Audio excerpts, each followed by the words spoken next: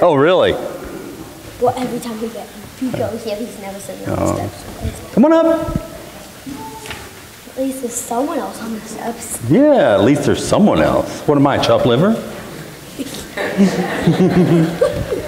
Hi. What's your name? Harrison. Hi, Harrison. It's good to meet you.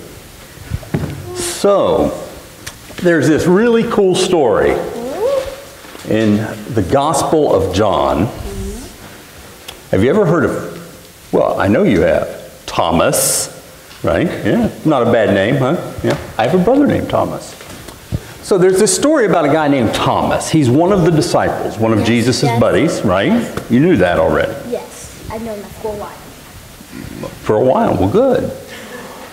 So anyway, the disciples, except for Thomas, are in a room together. Hello. I love those boots. 3 people up here, or 4 counting you. So everyone but Thomas is in the room, and Jesus shows up. And they think that's just the greatest thing since sliced bread because, why? Because they thought Jesus was? Son of God?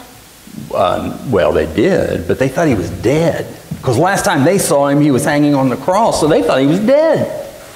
Oh, And they found out he wasn't. I guess I just kind of lost it myself. That's okay, that's all right. So they, all right. Now there's 5 people counting you. Well, thank you for keeping count. You could work for the Census Bureau.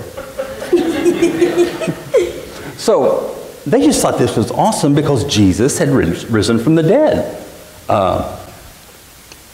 But Thomas wasn't there. So later, after Jesus has left, and Thomas shows up, they said, dude, we saw Jesus. And Thomas said, no way. And they said, way.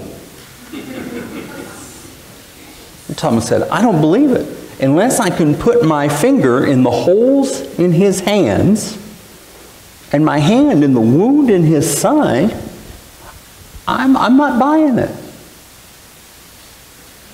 Well, a little while later, when they're in the same room and they now including Thomas, guess who shows up again? Jesus? Winner, winner, chicken dinner. Jesus shows up again. And you know what Jesus says to Thomas? He says, here you go, man. Put your finger in these holes.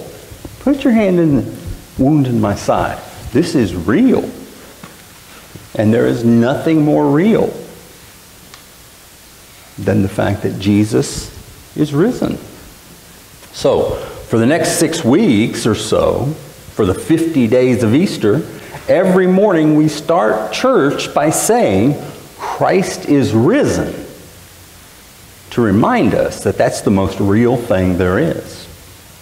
Even though we haven't had the opportunity yet to put our fingers in the holes in his hands. That's pretty neat, huh? Let's pray. Lord, thank you that there's nothing more real than that Jesus is risen from the dead. Amen. All right, guys. I'll help with the... I appreciate that, Tommy. You're the man. I'm just going to do it. You want one?